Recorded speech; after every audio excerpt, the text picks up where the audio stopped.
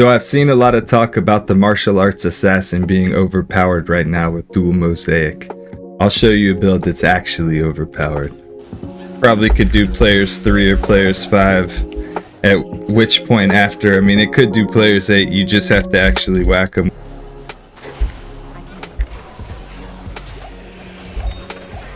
See, like we just all these kind of crazy situations where the whole room just pops. This is where the easy runes are found. This is an easy rune build, easy rune finding build on players 1 compared to some other builds where you'd have to put in a lot more effort.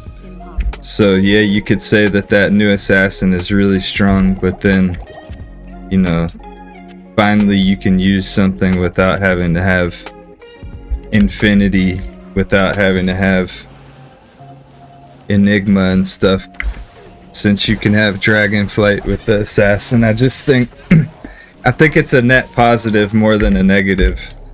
And I think if somebody's like a super duper purist and they're against the new rune words being strong and stuff, I mean they can always play like classic mode. They can literally play a version of the game that doesn't have all the newest stuff that they dislike. So I think it's kind of like it's a win-win for everybody. Unless you're just somebody who doesn't want to see other people happy, then maybe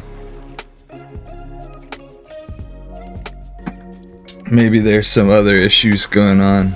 Over 15,000 accidents happen daily. If you get into one, make sure you're okay, get a police report, contact your insurance, and make sure to get legal representation.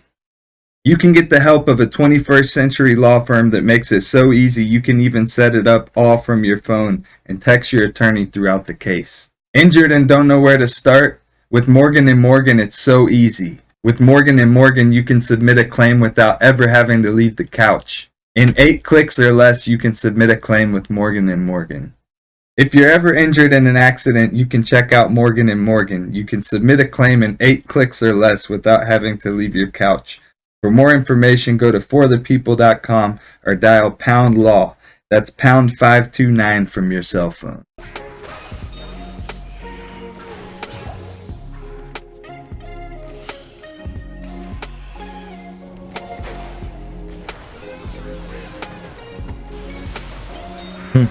We're a lot better off now though without that terrible lightning res we had. Negative.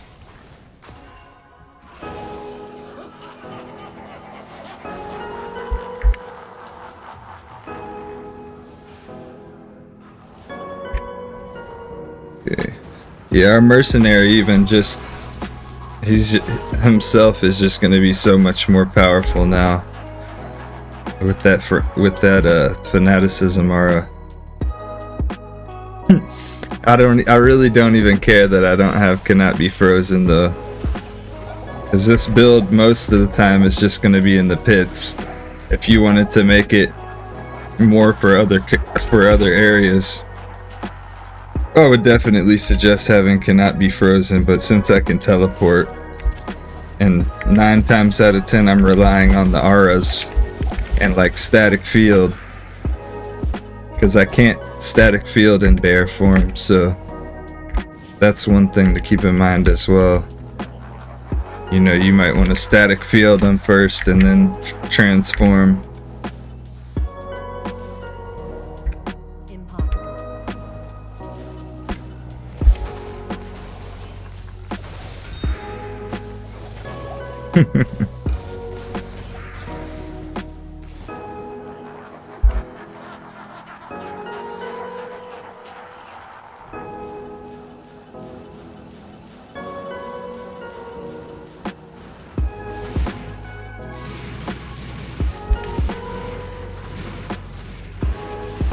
It looks cool when the bear blocks.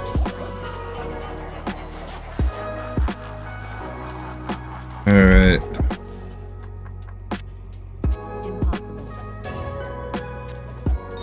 Make sure it's not some jeweler's mage plate or something with a little value on it.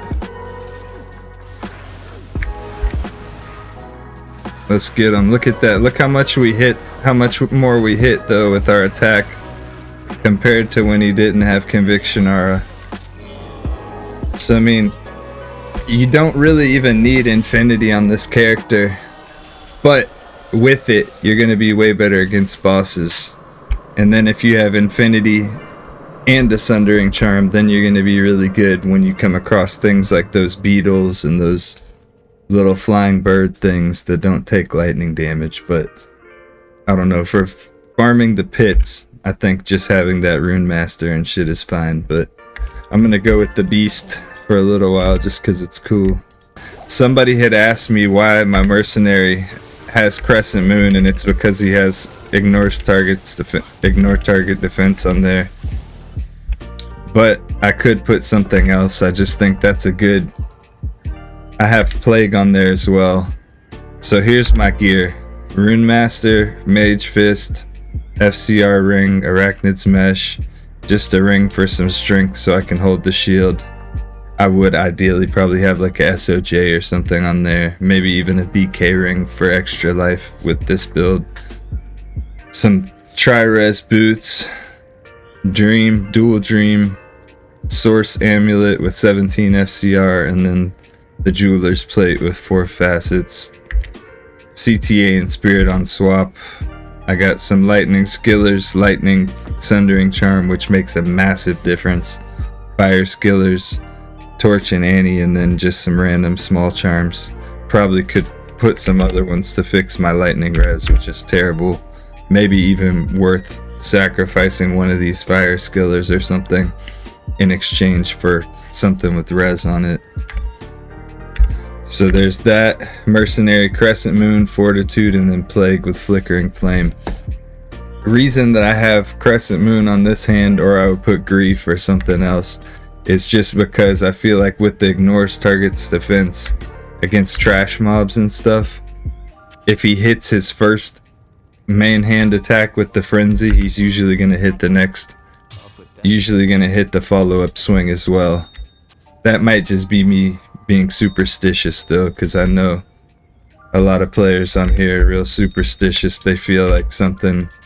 I do the same thing as well with when I have like Lawbringer on the Merc and I want him to proc Decrep faster. I put it in this hand because I feel like it's gonna hit with that hand first, so lead with that one. I might be literally just exercising an active futility, and for all I know he's hitting with this one first sometimes. Here's my skill trees though. I just wanted to have really strong enchant in all of its synergies, really strong fire mastery, really strong lightning mastery, just to synergize nicely with my dual dream. I'll catch y'all later. Everybody have a great day though. Thank you so much for watching my videos, and see you on the next one.